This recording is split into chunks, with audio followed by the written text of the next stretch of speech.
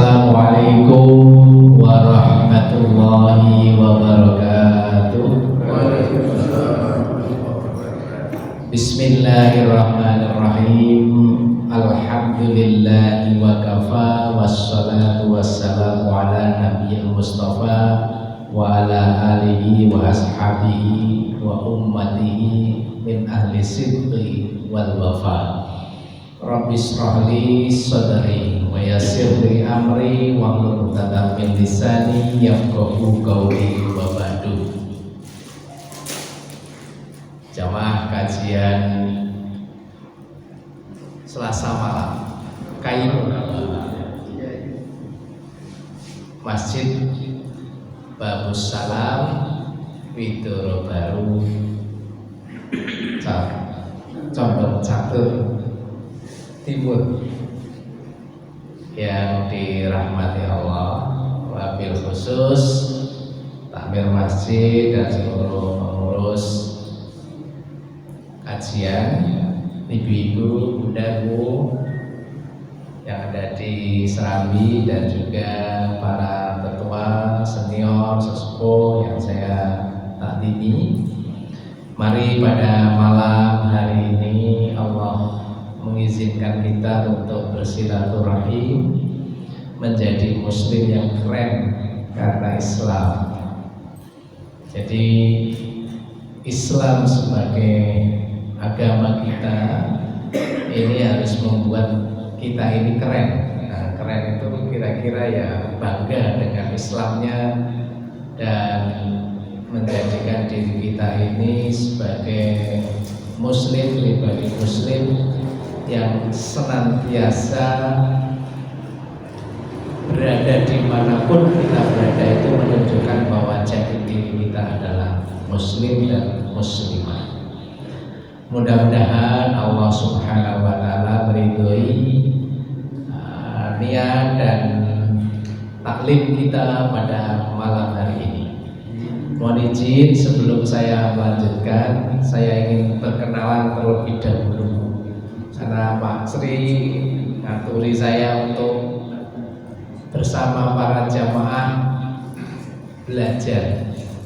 Saya ini kayaknya pernah dijadwal di masjid ini Jumat, tapi karena saya ada tugas sehingga saya nggak bisa saat itu. Sepertinya begitu ya, tahun lalu ya, tahun ini ya, tahun ini salah, atau tahun lalu saya lupa. Saya memang tidak asli Jogja, jadi kalau di bahasa kromonya ya tidak bisa. Saya aslinya Jawa Tengah, perbatasan dengan Jawa Timur, yaitu Blora atau Cepu Blora gitu. Nanti pirsa para jamaah. Saya sejak tahun 90 sudah meninggalkan Jogja. Saya belajar di Solo di Pondok Pesantren As-Salam Surakarta, Papeda 4 tahun. Kemudian saya pindah ke Jogja. Saya di UIN Sunan Kalijaga Yogyakarta. Lulus, melanjutkan studi terus sampai UNY.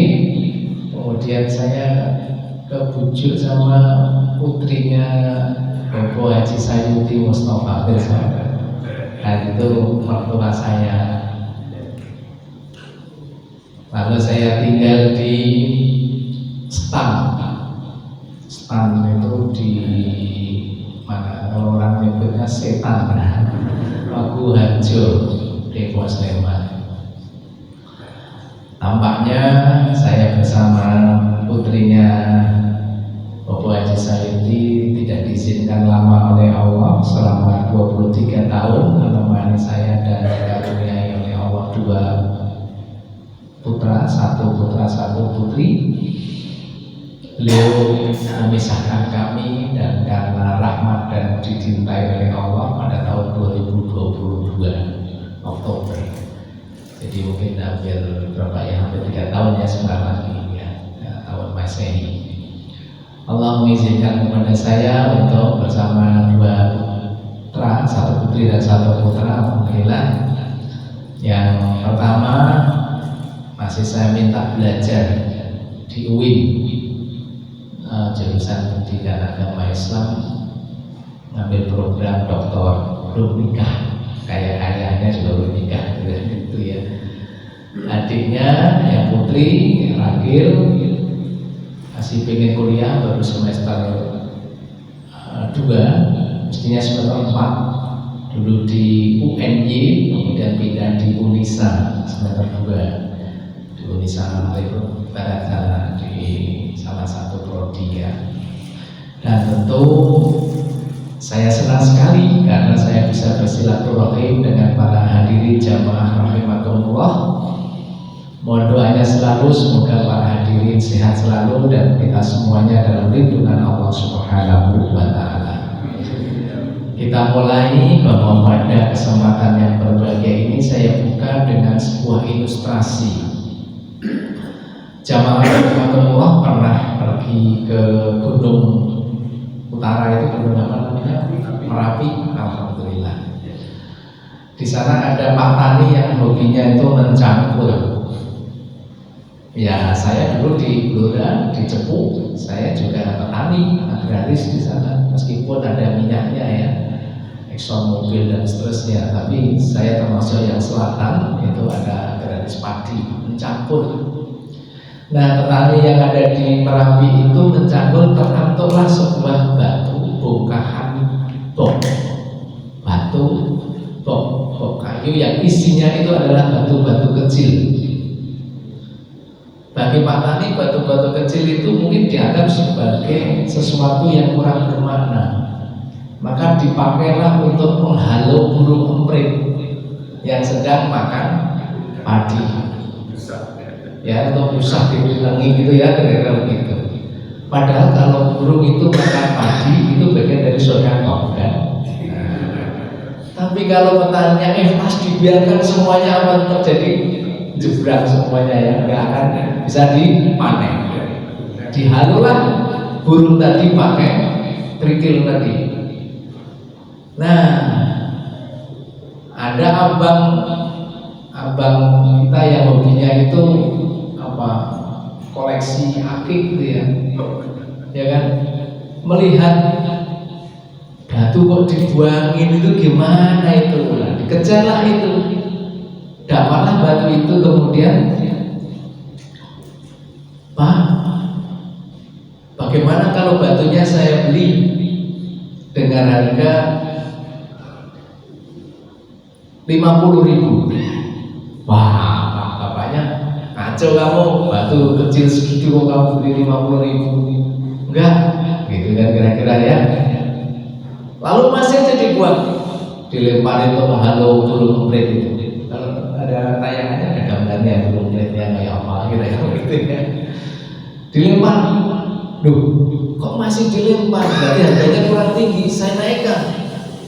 Harganya menjadi, udah satu batu 500.000 dari 50.000. Pak Tanya tadi baru sadar. Kenapa? Batunya itu tinggal 2. Kalau 500.000 2 batu berarti tinggal 1 juta. Padahal tadinya itu bongkahan, kotaknya itu isinya batu banyak sekali. Nah, tampaknya dia menangis. Iya ya, kalau batu tadi nggak saya lempar, nggak saya buang, berarti 500 kali berapa Pak Jamaah? Banyak sekali. Maka bagi si abang tadi berpikir, abang yang hobi batu itu, loh, saya berani membeli 500.000 satu batu, karena begitu dipoles jadi akik, seperti mohon maaf akiknya atau yang pengacara yang kondang itu saya sudah begini-gini ya. Itu berapa kira-kira harganya satu Pak? Luar biasa kan? Wah, iya ya. Sama dengan kita jamaah rahimahullah. Hari ini Allah Subhanahu wa Ta'ala memberikan kesempatan kepada kita yang duduk di majelis ini, dicatat oleh Allah dikalikan sekian. Mungkin kita nggak merasa, tapi kita sadari bahwa ternyata ketika kita berada di tempat masjid dan kita mengkaji ayat-ayat Allah, itu dikalikan berapa coba dihitung sendiri? Banyak sekali. Maka mari jangan sia-siakan kesempatan yang terbaik yang Allah karuniakan kepada kita. Karena ketika kita menyanyiakan, hilanglah batu itu semuanya, tinggal 2, ya sudah. Maka betul kan tinggal 2 itu ya, kesempatan dan kelondangan dan kesempatan kemauan itu tinggal itu. Kalau itu pun tidak diambil, ya nggak dapat apa-apa lagi. Maka mudah-mudahan kita semuanya yang hadir pada kesempatan ini mendapatkan karunia Allah melalui kesempatan yang Allah berikan kepada kita, dan kita bisa memanfaatkan dengan sebaik-baiknya, insya Allah. Lalu apa sebenarnya yang menarik? Nikmat yang Allah karuniakan kepada kita ini, mengapa perlu dipelihara nikmat itu? Saya yakin nanti jamaah setelah ini kalau mau berdiri mesti selonjor dulu. Saya aja juga sudah mulai gerak-gerak dulu baru bisa berdiri, tidak seperti dulu waktu muda. Saya ini kan masih muda ya jamaah. Kira-kira begitu maunya masih muda. Tapi mengapa perlu dipelihara nikmat itu, dan mengapa perlu bersyukur? Kan pertanyaannya sederhana sekali loh. Dari nikmat itu kenapa kita harus bersyukur? Kenapa nikmat itu harus kita pelihara? Para ketua kita itu memberikan nasihat. Idza kunta fi nikmatin far'aha fa innal ma'ashi tuzilul ni'ami. Idza kunta fi nikmatin far'aha, jika Anda mendapatkan nikmat, peliharalah. Jadi kalau kita mendapatkan nikmat itu harus dipelihara, diawet, ya Allah, mudah-mudahan nikmat sehat-sehat terus, gitu kan ya. Itu harus dipelihara. Fa innal ma'asi tuzilun ni'ami. Kenapa? Karena maksiat itu dapat melenyapkan nikmat. Jadi jangan sekali-kali berbuat maksiat, nikmat itu akan berkurang, akan lenyap pelan-pelan. Wa hafid 'alaiha bi syukril ilahi. Fa syukrul ilahi yuzilul liqam. Jagalah nikmat itu dengan bersyukur kepada Allah. Karena bersyukur kepada Allah dapat mengusir bencana. Luar biasa jemaah rahimakumullah. Mudah-mudahan tidak ada gempa. Ya kan di Poso kemarin apa 17 gempa ya. Nah, itu kalau sudah seperti ini kan gempa dan seterusnya itu kan sangat biasa bagi kita, maka kita harus pandai bersyukur. Kalau kita banyak bersyukur, itu akan mengusir mungkin gempanya di mana lah, kira-kira begitu ya. Nah ini bagian dari kita harus bersyukur kepada Allah. Di samping itu jamaah rahimakumullah, sesungguhnya tidak hanya bersyukur, tapi juga harus bersabar. Karena apa? Sesuatu yang menakjubkan bagi kita itu di samping bersyukur adalah bersabar. Sungguh menakjubkan urusan seorang mukmin. Sungguh semua urusannya adalah baik, dan yang demikian itu tidak dimiliki oleh siapapun kecuali orang mukmin. Yaitu apa? Ketika ia mendapatkan kegembiraan, ia bersyukur, dan itu suatu kebaikan baginya. Dan jika mendapatkan kesusahan, ia bersabar, dan itu pun suatu kebaikan baginya. Nah, terkadang kita ini sudah pandai bersyukur, yang sabar ini juga terkadang masih perlu kita latihkan. Ketika kita mendapatkan musibah, kesusahan, apapun, karena kita sadar bahwa semua ini di bawah genggaman dan kendali Allah Subhanahu wa Ta'ala. Jamaah rahimakumullah, kalau sudah bersyukur, bersabar, hakikatnya kita ingin menjadi muslim yang keren. Muslim yang keren karena Islam menunjukkan bahwa kekerenannya itu, karena kita pandai bersyukur dan bersabar, itu hasil dari mengikuti Islam. Kenapa begitu? Jamaah rahimahullah pernah membayangkan kalau kita ini jam berapa ya? 8:30. Nanti kira-kira jam tidur kita jam berapa? 10 ya paling lambat ya, kira-kira ya, jam 10 tidur. Jamaah rahimahullah pernah nggak kalau kita tidur itu roh kita di mana?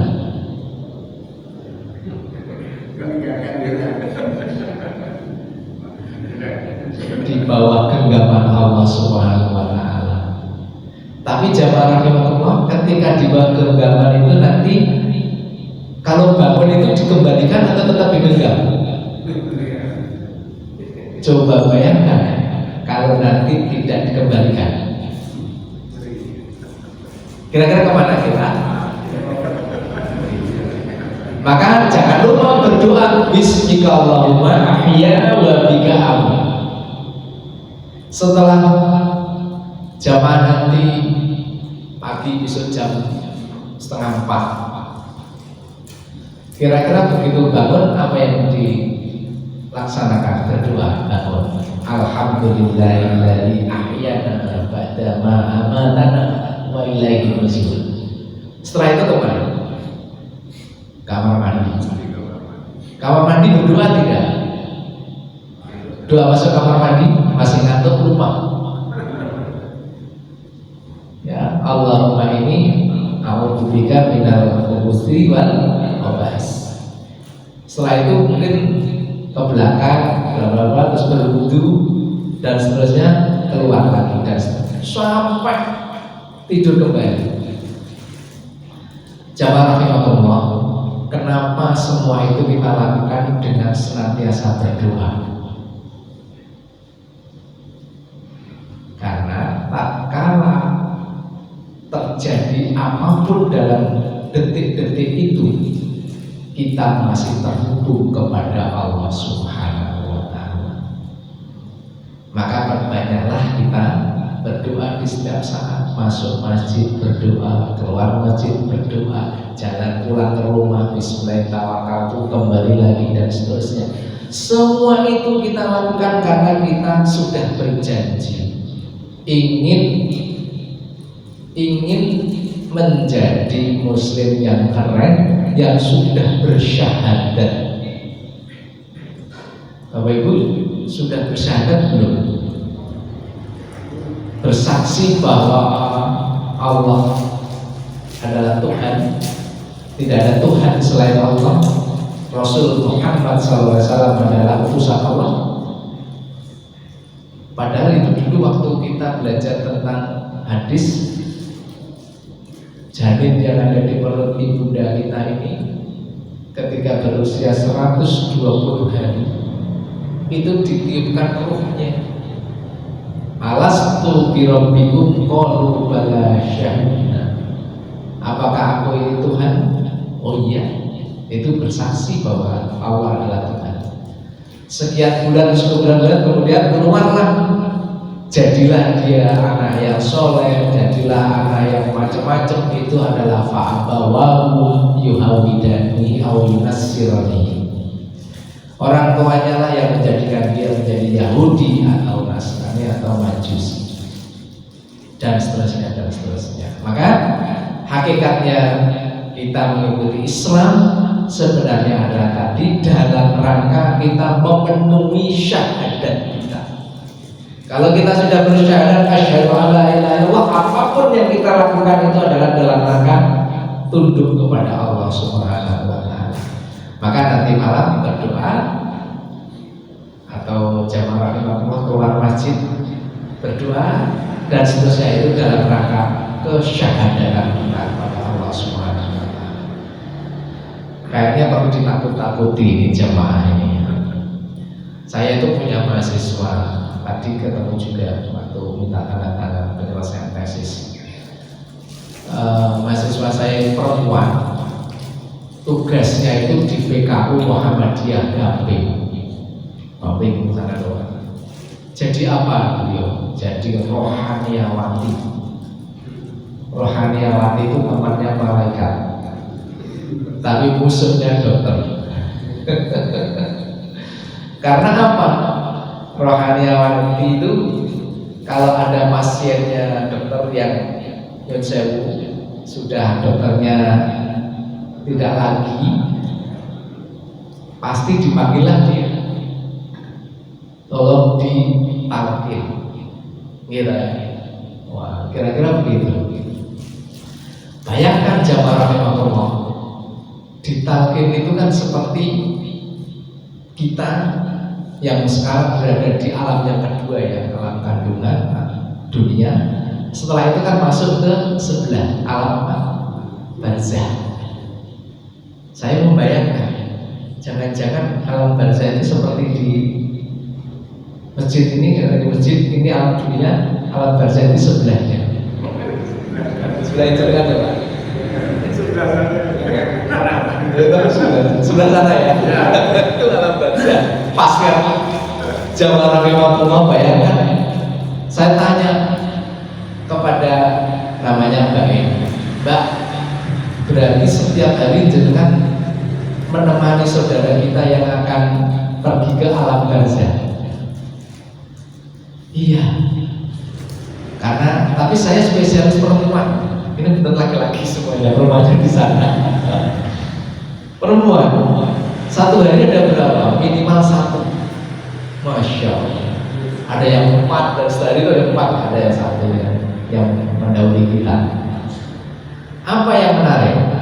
Iya Pak, coba ceritakan kepada saya, ada berapa tipe orang yang pergi ke alam sebelah?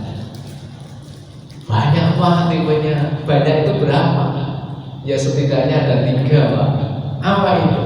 Ada yang tenang, kalem gitu. Ada yang mengejar, kalau diambil itu namanya mengejar itu ya, mengejar ruhnya.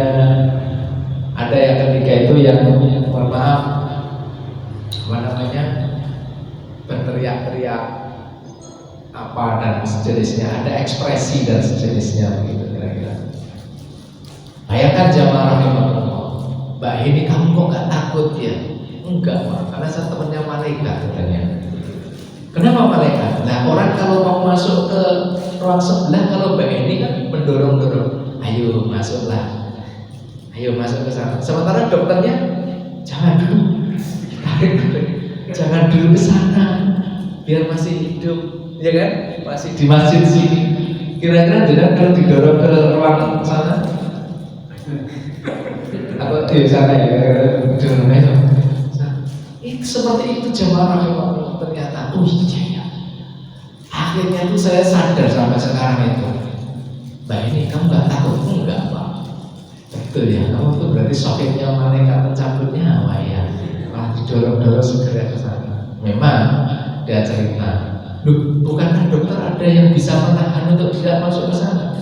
Iya Pak, dikasih pemacu apa di ini ya, jantung ini ya Pak ya. Terus saya tanya, ada nggak yang ketika dipacu itu kemudian bisa bertahan 1 bulan, 2 bulan gitu? Sejauh yang saya bertugas kayaknya paling lama 1 atau 2 hari Pak. Oh, wah ini kalau ditanya begini menakutkan ya kira-kira ya. Kalau kita sudah mau menjelang pintu gitu kira-kira segera keluar atau tetap mau di dunia? Nah kalau mau tetap dunia nanti ada 3 nanti di lain waktu aja, berarti jamaah harus menyiapkan diri untuk berinfak dan seterusnya. Karena apa? Bocoran itu kalau orang sudah kesana itu dia pengen balik berinfak. Apa yang dulu dia lupakan pengen balik agar tidak dia lupakan dan seterusnya dan seterusnya. Maka mari kita menjadi muslim yang keren, biar nanti gak usah balik lagi, sudah lengkap.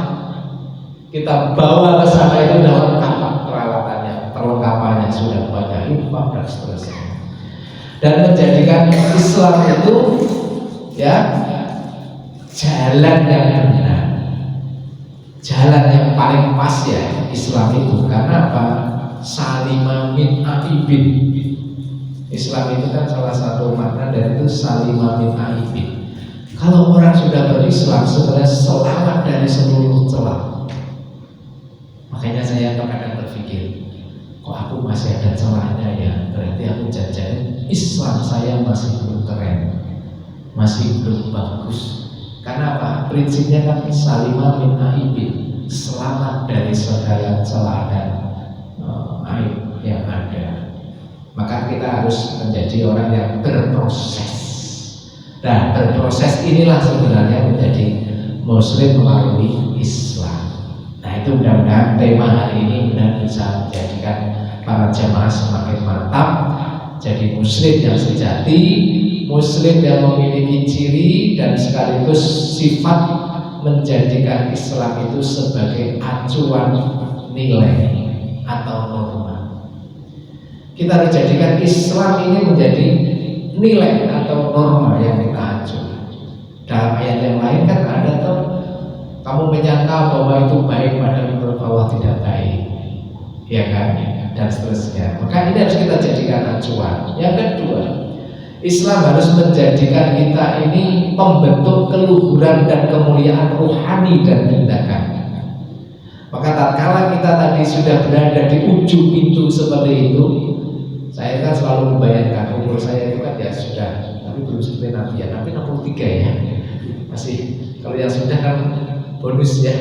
Kalau saya menuju ke sana, jadi tentu saya merasa bahwa suatu saat saya harus bisa melatih diri kita dengan kekuatan yang luar biasa, keluhuran dan kemuliaan rohani dan tindakan. Ini penting, karena apa? Kalau tidak, nanti jadi tua-tua keladi. Sudah semakin tua malah menjadi-jadi. Nah, ini. Lalu menjadikan Islam itu secara apa ya? Aktual. Karena apa? Di situ penuh tuntunan dan juga kepentingan kehidupan. Jadi berislam itu juga ya memenuhi kepentingan kehidupan, bisa bersilaturahmi, bersedekah, berinfak, dan selain itu bagian dari menjadikan Islam sebagai agama yang aktual. Lalu Islam harus kita jadikan sebagai arah keteladanan. Apapun yang kita jadikan contoh dalam kehidupan dimanapun, itu sejatinya adalah didasarkan kepada keteladanan yang ada di dalam Islam. Dan dalam berperilaku apapun, panduannya adalah Islam. Panduan pokoknya adalah Islam. Apa yang kita depankan adalah, yang utama adalah apa yang ada dari Islam. Dan menjadikan kita berislam itu menjadi pribadi yang rohani. Ajaran dan pesan akhlak membuahkan kesalehan kita. Dan yang terakhir, taisir. Dalam berislam itu harus mudah, jangan merasa berat. Tidak berarti kita milih yang ringan-ringan, tapi apa yang kita lakukan itu semangatnya memudahkan, bergembira. Basyiru, kan selalu begitu ya, wala tunafu, basyiru, gembirakan. Berislam itu harus bergembira, ngaji itu juga bergembira, senang. Karena apa? Taisir tadi, ada semangat untuk memudahkan kita, mengingat kita. Nah, nanti paling yang menarik kan kalau Bapak Ibu keluar dari masjid ini seperti alam dunia, coba keluar ke melangkah kaki keluar ke masjid, ya Allah, aku masuk alam barzah, kira-kira gitu. Nanti apa yang kita lakukan, langkah kita setelah ini, itu nanti akan selalu mendapatkan ridho dari Allah Subhanahu wa Ta'ala. Nah, dengan cara itu mudah-mudahan para jamaah rahimahullah bisa meneladani sekaligus bisa mengamalkan sifat-sifat utama pengamal Islam. Ada 4 jamaah Allah. 1, kepribadian Muslim. Yang kedua adalah kepribadian mukmin. Kemudian kepribadian muhsin, orang yang akhlakul karimah. Dan yang terakhir adalah kepribadian muttaqin. Nanti ayat-ayatnya dari 4 tadi saya sudah kutipkan, nanti bahannya bisa saya kirim ke Pak Asri, nanti bisa dibaca-baca ayat-ayat terkait dengan kepribadian Muslim itu apa saja, kepribadian mukmin apa saja ayatnya, surat berapa, kepribadian muhsin dan sekaligus muttaqin, itu ada semuanya. Kalau itu kita amalkan, kita kaji, ya Allah, itu nanti kita ini akan selalu teringat. Mau gerak apa itu mikir dulu, mau berbuat apa itu ini masuk kepribadian Muslim atau tidak, mukmin atau tidak, muhsin atau tidak, muttaqin atau tidak. Oh tidak, jangan kita lakukan. Maka kita kalau sudah mempunyai 4 tadi, mari kita kembangkan jejak kebaikan kita. Dari mana kebaikan itu? Harus kita mulai. Ya ayyuhalladzina amanu taqullaha wabtaghu ilaihil wasilata wajahidu fi sabilihi la'allakum tuflihun. Wahai orang-orang yang beriman, bertakwalah kepada Allah, carilah wasilah, jalan untuk mendekatkan diri kepada Allah, dan berjihadlah, bersungguh-sungguhlah di jalan Allah agar kamu beruntung. Jadi ada 2 dalam ayat ini ya. Al-Maidah ayat 35. Apa itu? Carilah wasilah, jalan, fasilitasi, pertolongan, kira-kira begitu. Karena apa? Pertolongan itu yang indikasinya adalah mendekatkan diri kepada Allah, yang jauh jangan. Lalu di samping itu berjihadlah. Karena apa? Kalau orang sudah mendapatkan jalan, biasanya tidak ditempuh dengan sungguh-sungguh, maka diperintahkan dengan berjihadlah, wajahidu fi sabilihi la'allakum tuflihun. Banyak perintah-perintah itu yang selalu dikaitkan dengan wajahidu. Ya, hijrah itu dikaitkan dengan kesungguhan. Kalau nggak sungguh-sungguh hijrah, ya nggak akan jadi.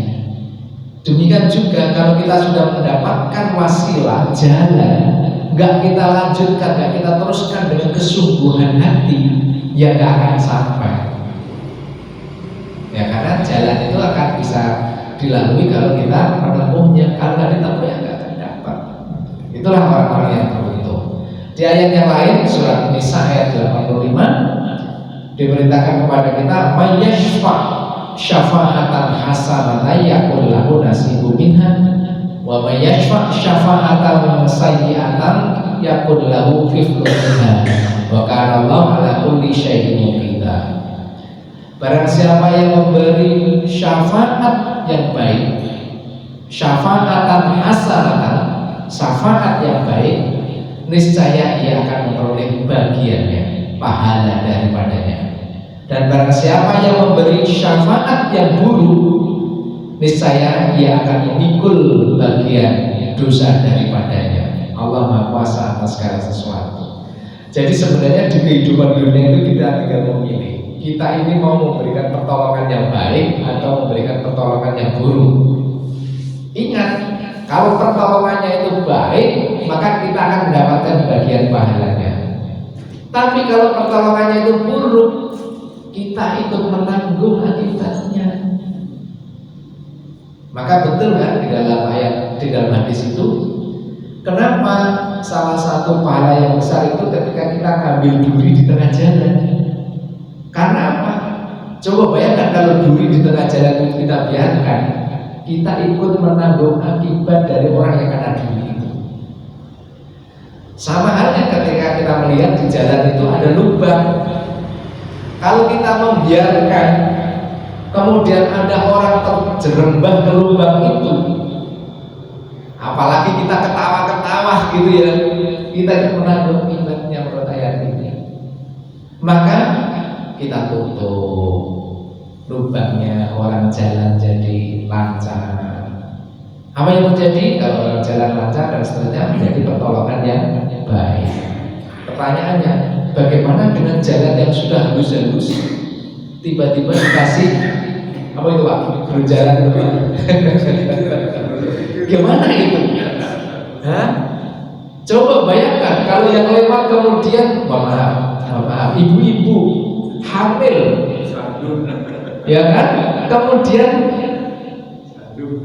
keguguran. Ayo siapa yang masang tadi ikut menanggung akibatnya. Apalagi terantuk. Nah, ini makanya ini perlu dipikir. Lah nggak dikasih itu orang ngebut ya tuh Pak. Nah kalau di Jogja kan gampang, kasih tulisan, kan sudah literasinya sudah tinggi kan, jangan ngebut, kan gitu ya. Kok ya masih ngebut? Ya itu silahkan, mungkin menggunakan literasi dan seterusnya. Nah makanya perlu kita pilih sekarang, bagaimana yang ayat ini, apakah seperti tadi itu menjadi pertolongan yang baik atau pertolongan yang buruk? Hati-hati kita pilih sendiri, monggo. Kalau ternyata dengan dikasih itu lebih maslahat, mungkin itu pertolongan yang baik. Tapi kalau dengan kasih itu menjadi mafsadat, tidak baik, berarti itu pertolongan yang buruk. Siapa yang melakukan itu ikut menanggung akibat. Siapa yang melakukan itu bisa mendapatkan pahala bagiannya kalau itu kebaikan. Mohon maaf, ini kalau sudah nanti jangan dicopot-copot nanti gara-gara kaji ya. Ini ayat Al-Qur'annya begitu, silakan ditafsirkan sendiri mana yang bagus. Nopo betul-betul penting kalau betul-betul gitu. Ada. Nah, makanya itu bagus. Nah, kalau hanya untuk memperingatkan mungkin dibuat yang agak latih, tidak agar tidak teratur. Persis seperti di tempat saya, Pak. Saya dulu ada di RT saya itu ada yang usul gitu. Nah, kenapa sih? Ya, terus tapi ada di sebelah saya itu ada yang landai, Pak, ada yang naik, terus kemudian turun lagi, sehingga dia tidak mungkin keras, kencang kalau semangatnya adalah itu.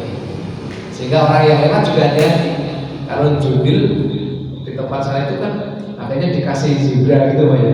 Gak tahu kalau ini akhirnya jemping maksudnya itu juga repot juga memang. Itu makanya ini hati-hati. Nah, kalau ayat ini wasilah ya menjadi syafaat asal. Di dalam ayat yang lain bisa jadi kita memfasilitasi orang berbuat baik mendapatkan pahala. Tapi memfasilitasi orang berbuat tidak baik kita akan menanggung. Mungkin jamaah rahmatullah pernah gukar mau gecek Pak mau kemana? Mau ke masjid, antar dong. Alhamdulillah dapat bagian ya dari katakan ke masjid tadi ya. Coba kata Pak mau kemana? Mau ke pasar enggak? Oh gak jadi cari yang lain yang mau ngantar. Mungkin bisa juga begitu ya, sangat mungkin itu karena bentuk kehati-hatiannya. Karena tahu persepsi kita kalau ke sana itu dia berbuat yang tidak baik. Bahkan saya nggak tahu dia di sana itu ustadz mau mendakwahi. Wah, makanya bisa salah tafsir. Kira-kira ustadz mau ke sana mengantar, pasang tempat mau dakwah, masa nggak diantar? Oh ya tangan Pak, alhamdulillah dapat pahalanya bagiannya. Tapi kalau mau mana? Mau iling-iling, mau lain lagi, nah itu silakan. Makanya hati-hati kalau sudah seperti ini, teman-teman kita, saudara-saudara kita juga harus cek betul kemana. Maka betul kan yang terjadi kan pernah tuh ngantar yang diantar ternyata sesuatu yang itu kenal dia dan seterusnya. Padahal dia hanya ngantar, masya Allah. Makanya sekarang itu harus sangat hati-hati. Dan Allah Maha Kuasa atas segala sesuatu. Wasilahnya yang kedua apa? Mendidik anak. Jadi untuk menjadi muslim yang keren, yang meneruskan perjuangan kita itu yang pertama kali adalah yang mendidik anak. Kenapa begitu? Karena saya fakultas tarbiyah. Temanya fakultas tarbiyah. Jadi anak itu kan di dalam Al-Quran itu kan posisinya ada 4. 2 yang menjadi sesuatu yang menarik, tapi 2 yang menjadi sesuatu yang harus dihindari, dilindungi. Aduul lakum, musuh, aduul. Yang kedua adalah fitnah. Itu yang harus dihindari. fitnah dan musuh anak. Tapi di dua yang lain, anak kita ini adalah perhiasan dan penyejuk hati. Zinatul hayatid dunya, perhiasan dunia, dan juga qurrata ayun. Yang doa kita kan yang kanan ini, yang selalu qurrata ayun dan zinatul hayat. Maka jamaah rahimakumullah, kalau sudah seperti ini kita kan bingung. Dua di sini, dua di sana. Iya kan? Anak pada satu saat salah yang kiri menggoda kita, yang kanan menjadi tujuan kita. Maka tugas kita sebagai orang tua adalah merawatnya. Nah, untuk merawatnya itu seperti apa? Saya ingin membayangkan jamaah rahimakumullah seperti tanaman. Tanaman itu, anak kita itu, kan tanaman itu kuncinya kan ada dua. Satu pupuk, yang satu bunga. Jenengan tahu pupuk? Tanaman kalau nggak dipupuk kan nggak subur ya. Tapi jenengan tahu pupuk itu jamaah Allah. Pupuk itu mesti kotor. Apa ada pupuk nggak kotor enggak? Yang saya kotoran kambing itu kan bagus sekali kan untuk dibuat pupuk kan. Apalagi yang dipupuk itu cabai gitu ya. Wah, bagus itu Pak. Kotor kan? Tapi ingat, tanaman yang dipupuk dengan yang kotor tadi, apa hasilnya? Kalau itu bunga, bunganya pasti cantik, cakep, bahkan indah. Ini loh dilemanya kita.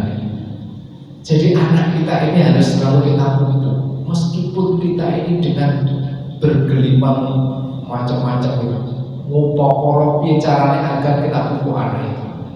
Karena nanti pada saatnya kalau pupuknya itu cocok, pasti bunganya akan cantik. Anak kita akan qurrata ayun. Itu. Tapi kalau kita salah memupuk, mati juga lah tanaman kita, layu juga. Jangan kalau nyiram tanaman itu kira-kira tanaman disiram kok malah mati ya. Wanas disiram malah mati ya. Coba aja cabai wanas itu dengan siram mati gitu.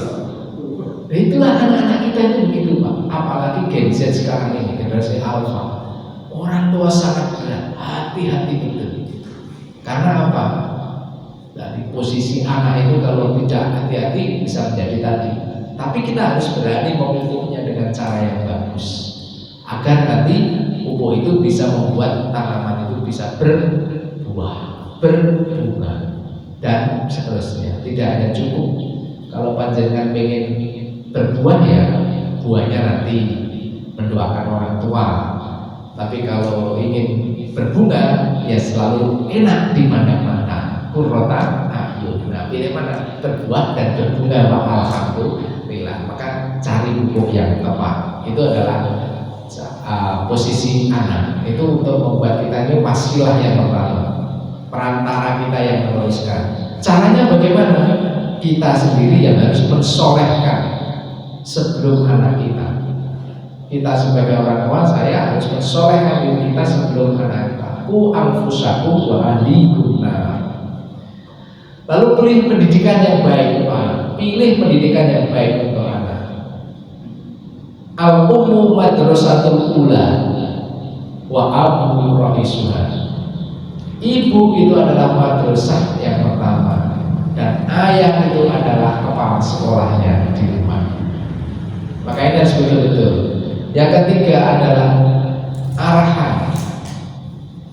Jadi anak itu memang butuh diarahkan. Saya kadang juga masih berpikir bagaimana mengarahkan anak yang tepat, masih perlu belajar. Karena apa? Terkadang anak itu lebih betah di luar rumah.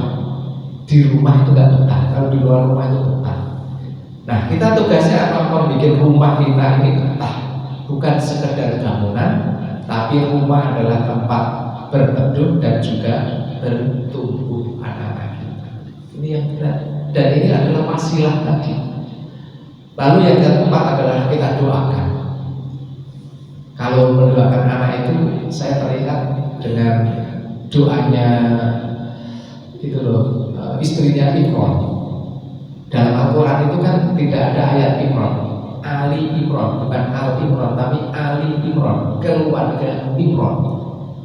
Surat keberapa itu Mas? Keluarga Imran atau Ali Imran? Ketiga ya.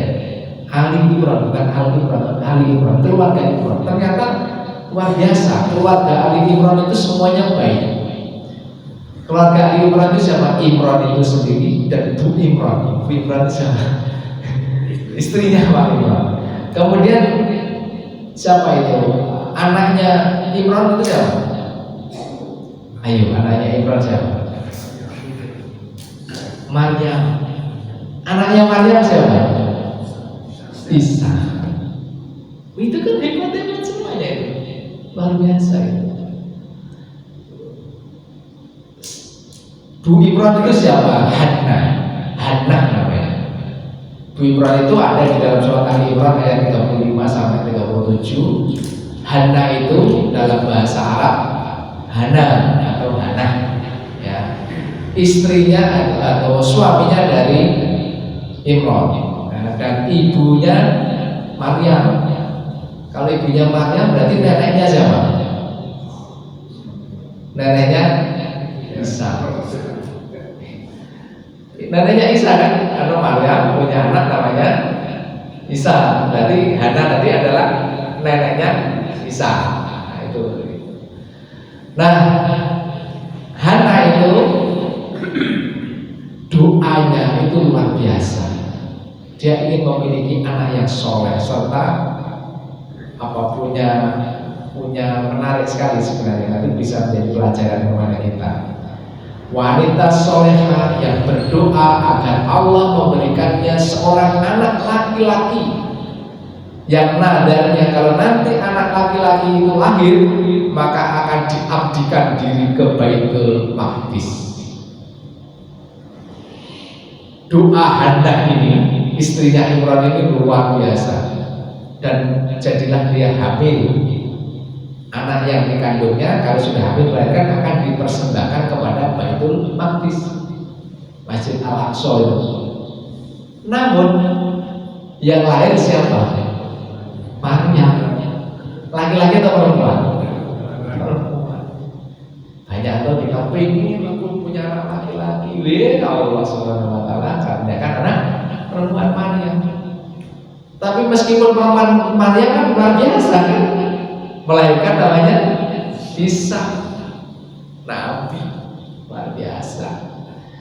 Nah, meskipun bukan anak laki-laki yang digadang-gadang tadi, lahirlah Maryam dan tumbuh menjadi wanita yang sangat soleh dan suci, serta menjadi ibu dari Nabi Isa. Nah, kisah Hannah ini mengajarkan kepada kita pentingnya untuk berdoa, kesabaran, dan menyerahkan diri kepada Allah, serta keutamaan wanita dalam Islam.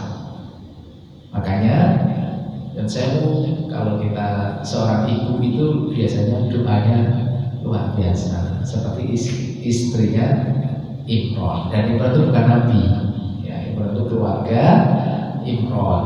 Nah, istrinya itu luar biasa, dari doa istrinya itulah lahir Nabi Maryam, Isa, dan seterusnya.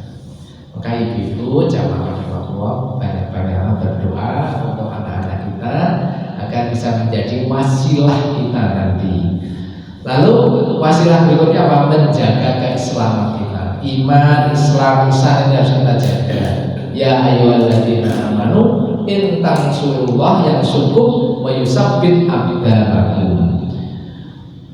Ikmal lidunyaka ka'annaka ta'ishu abadan wa'mal li akhiratika ka'annaka tamutu godan. Hadis Hasan ini memotivasi kita untuk bekerjalah untuk duniamu seakan-akan engkau akan hidup selamanya, dan bekerjalah untuk akhiratmu seolah-olah atau seakan-akan engkau akan mati esok pagi. Maka kalau tadi membayangkan kalau nanti ruh kita tidak dikembalikan, kira-kira, maka kalau mau tidur itu harus betul-betul ya Allah kembalikan ruh saya ya nanti kita bisa bangun. Maka tidurnya menjadi nyenyak, cepat bangun. Jadi kan kalau tidurnya nggak cepat bangun berarti tadi lupa ya, kira-kira begitu. Nah, Tentu jamaah rahmatullah, kalau itu kita menjaga semua itu, insya Allah kita akan menjadi pribadi yang masuk surga.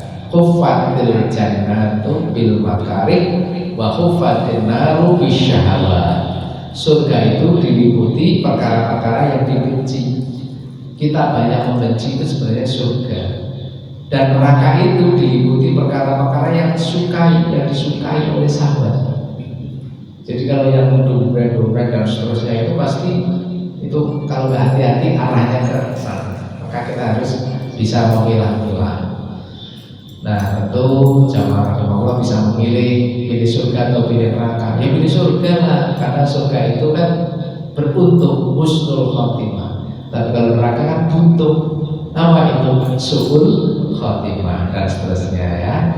Jamaah Allah, mari mudah-mudahan kita bisa mewarisi surga, karena kita semuanya memiliki amal yang cukup, hidayah bersyukur atas karunia Allah. Semua yang ada di dunia ini sejatinya adalah tipu daya. Nah, yang terakhir adalah wasilah untuk menjaga istighfar. Kita ini harus sering-sering beristighfar. Saya yakin kalau kita tidak sering banyak istighfar itu kita merasa apa yang kita lakukan sudah paling benar. Tapi kalau kita beristighfar, kita ini belum seberapa. Innallaha azza wa jalla yaqbalu taubatal abdi ma lam yughargir. Allah azza wa jalla menerima taubat seorang hamba selama nyawanya belum sampai ke kerongkongannya. Ya, distribusi ya. Jadi mohon maaf tadi yang disampaikan oleh mahasiswa saya tadi itu sampai di sini pun ya rombongan itu harusnya dia harus banyak bertaubat. Kalau perlu yang ahli warisnya banyak memberikan infak dan seterusnya. Karena apa? Mumpung dia masih hidup, masih ada, minta ampunan sama Allah. Nanti kalau sudah masuk di sebelah itu sudah selesai. Yang ada adalah penyesalan, pengen kembali lagi. Dan maka kita yang masih di dunia ini mudah-mudahan kita bisa berburu kebaikan. Mengapa singa itu selalu bisa memburu kijang? Sampai kijang itu diberikan nama motor, mobil kijang. Kijang Innova ya masih, dulu kan kijang kotak itu ya. Sekarang kijang Innova ya masih. Kenapa begitu? Singa itu selalu bisa memburu kijang karena kijang itu terlena, banyak menoleh, sehingga lambat, larinya lambat. Bagi singa untuk menerkam gampang karena tolah-toleh. Ya, Muslim yang keren nggak perlu tolah-toleh, mau dilihat orang atau tidak Allah yang akan melihat. Kalau sering tolah-toleh, diterkam. Siapa yang menerkam? Syaitan. Iblis yang menggoda kita, gak jadi karena tolak-tolak gitu ya. Sehingga tahu sebenarnya apa yang menjadi tujuannya, tak sedikit pun dia berpaling dari tujuan itu. Makanya yang menggoda manusia itu kan tidak hanya di pintu, di jendela, bahkan lewat ke sini, majeredam, masuk ke apa ini, rambut yang ada di rumah, sering goda manusia itu luar biasa. Dan menggoda kita ini pintar banget. Kalau yang digoda itu misalkan profesor, itu setannya itu yang melampaui profesor. Yang digoda kita misalkan petani, ya itu menyesuaikan. Hebatnya setan itu begitu. Makanya saya juga agak gemes juga itu ya. Kamu loh bisa digoda semua orang, semua level itu bisa digoda. Apa ada orang yang nggak pernah digoda oleh setan? Nggak ada. Boleh levelnya wali pun tetap digoda, dan cerita itu kan juga digoda juga. Maka mari kita berburu kebaikan, jangan sampai kita lengah. Karena kalau kita lengah, yang terjadi kita bisa ketangkap oleh singa tadi. Singa kita siapa? Syaitan yang menggoda kita. Ma qalla wa kafa khairum mimma kasura wa ala. Sedikit yang cukup kebutuhan seseorang lebih baik daripada banyak yang membuat lupa kepada Allah. Sahabat itu dulu sangat miskin, bahkan kalau maaf kalau mau sholat itu pinjem rasukan pakaian istrinya sebagai saking nggak punyanya. Lalu dia minta kepada Allah, mau didoakan agar saya bisa cukup. Nah, begitu didoakan cukup, lupa kepada Allah Subhanahu wa taala. Maqalla wa kafa khairum mimma kasura wa alha. Maka jamaah Allah, mudah-mudahan kita ini terhindar dari yang banyak yang melupakan. Kalau orang yang kalau orang yang sedikit mengingat Allah itu wajar. Tapi orang kaya, dermawan, ilmuwan tinggi mengingat Allah itu jangan. Maka mudah-mudahan kita termasuk orang-orang yang mau kaya mau sedikit selalu mengingat Allah Subhanahu wa taala. Allahumma qini fi halalika an haramika wa qini bi fadlika amman siwaka. Ya Allah, cukupkanlah aku dengan yang halal dan jauhkanlah aku dari yang haram, dan cukupkanlah aku dengan karunia-Mu dari bergantung kepada selain-Mu ya Allah. Mudah-mudahan jamaah Allah semuanya yang hadir pada kesempatan ini membawa manfaat, kebaikan, dan menjadikan pribadi muslim yang keren, yang bisa bertahan menghadapi godaan singa-singa dari syaitan tadi ya dan sejenisnya. Dan kita ini termasuk orang-orang yang selalu dilindungi oleh Allah Subhanahu wa taala. Kita selalu bermohon berdoa mudah-mudahan ihdinas shiratal mustaqim, kita diberikan petunjuk oleh Allah, tidak akan pernah tersesat karena kita memegang Islam sebagai sarana untuk membuat kita menjadi pribadi-pribadi yang tadi 4 hal tadi ya. Dan tentu kita menjadikan Islam ini sebagai acuan dan keteladanan kita dalam beragama. Mudah-mudahan bermanfaat. Lebih berapa menit itu ya?